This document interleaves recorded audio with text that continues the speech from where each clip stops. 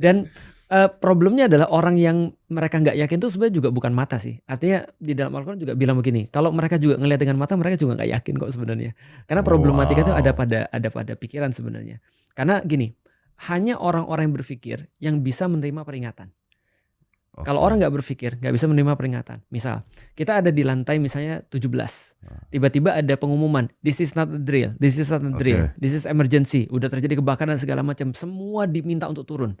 Itu yang mikir cuma bisa memastikan, ini pasti nggak ini sumbernya valid nih. Benar. Kalau sumbernya valid, dia langsung turun ke bawah. Tapi kalau orang nggak mikir, dia bilang, main-main nih. Kayak cuma ngetes doang nih. Saya nggak terima loh Ustadz ngomong. Kenapa? Ini kan Ustadz, ini nggak apple to apple Ustadz. Gimana?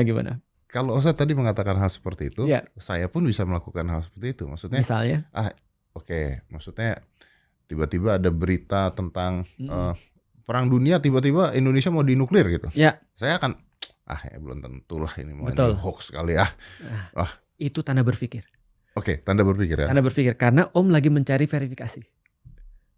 Nah itu baru bisa, kan hanya orang berpikir yang bisa begitu. Tapi kan seseorang yang sudah memiliki agama, saya nggak ngomong agama, seorang yang sudah memiliki status agama seperti itu, nggak usah berpikir lagi tentang akhirat.